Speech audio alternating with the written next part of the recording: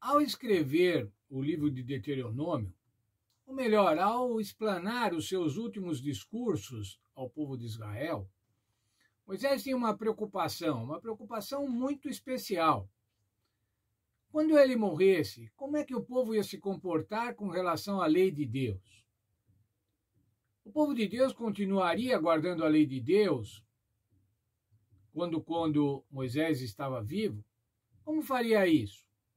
O livro de Deuteronômio nos apresenta dezenas de citações, dezenas de frases de Moisés, de falas de Moisés, falando da importância da lei de Deus. O título da lição de hoje é a lição em Deuteronômio.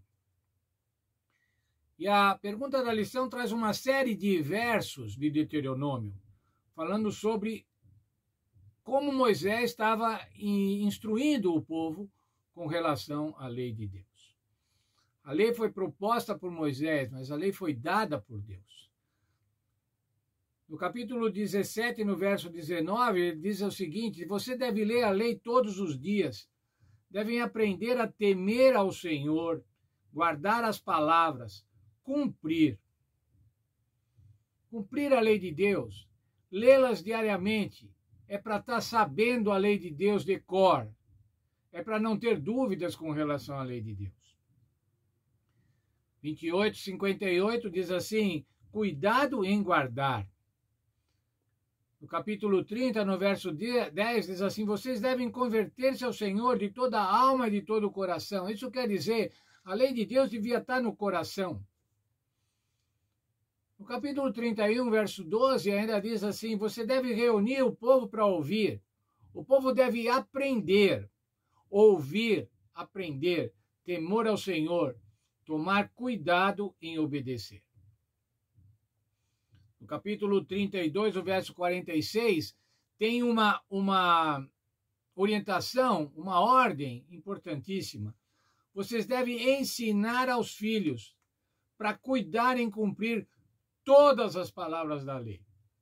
Não era para cumprir somente parte da lei, só aquilo que interessava. Era para cumprir todas as palavras da lei. Isso era parte da aliança, irmãos. Qual era a aliança? Quais eram as obrigações da aliança? O Senhor Deus se comprometeu na aliança a dar a terra, a abençoar, salvar, resgatar. Veja, irmãos, tudo isso é presente, tudo isso é graça. Quando o Senhor diz que queria salvar e salvou o povo da escravidão do Egito, o povo nunca poderia fazer isso, irmãos. Vejam, para o povo ser salvo foram necessárias 10 pragas. Foi necessária a morte dos primogênitos para que o povo pudesse ser salvo. Nunca o povo de Israel poderia livrar-se do Egito pelas suas próprias forças, mas somente pela graça, pela intervenção divina. Essa era a parte de Deus. E qual a parte do povo? A parte do povo era obedecer. Obedecer é que dá a salvação. Obedecer é a parte de Deus, obedecer é a parte do povo, em reciprocidade aos presentes de Deus. Romanos 3:28, o apóstolo Paulo diz assim: concluímos, pois, que o ser humano é justificado pela fé, independentemente das obras da lei. Como é que Israel foi salvo, irmãos? Israel foi salvo pela graça. Não havia lei ainda para que eles cumprissem, não havia lei estabelecida como ela foi dada no Sinai. Não havia o conjunto de leis que regessem todas as relações daquela comunidade, daquele povo. Mas o Senhor salvou. O Senhor salvou pela graça, pela fé. Romanos 3:20 diz assim: porque ninguém será justificado diante de Deus por obras da lei, porque pela lei vem o conhecimento do pecado. Aquele conjunto de leis, irmãos, todo aquele conjunto de leis que o povo devia obedecer, não devia obedecer por conta da salvação, por conta de salvar-se, porque eles já haviam sido salvos. Entendam bem isso. Primeiro veio a salvação, depois veio o conjunto de leis que deveriam ser obedecidas. A salvação, irmãos, é somente pela graça. A libertação do povo de Israel da escravidão do Egito foi pela graça, foi um presente de Deus. Agora, então, que nós somos salvos pela graça, nós devemos ter gratidão a Deus, nós devemos ter lealdade, fidelidade a Deus. E isso se expressa na obediência aos seus mandamentos. Lembram-se, irmãos, eu tenho também falado isso. O nosso assunto com Deus é fidelidade. Deus quer a nossa fidelidade. João 14, verso 15. Se vocês me amam, guardarão os meus mandamentos. Como é que é, irmãos? O que para guardar os mandamentos, o que é preciso? É preciso amar a Deus, é preciso amar o Senhor Jesus Cristo, é preciso ser grato pela salvação. Nós não podemos, irmãos, nos libertar do pecado, como lemos em Romano. Todos pecaram. Mas veja lá, irmãos, o Senhor nos livra. Quando o Senhor nos livra, nós passamos a obedecer. Como diz o texto de Apocalipse, lá nas mensagens angélicas, após as mensagens angélicas, Apocalipse 14, 12. Aqui está a perseverança dos santos, aqueles que guardam o mandamento de Deus e têm a fé em Jesus. Como é que eu posso guardar o mandamento de Deus, irmãos, tendo a fé em Jesus?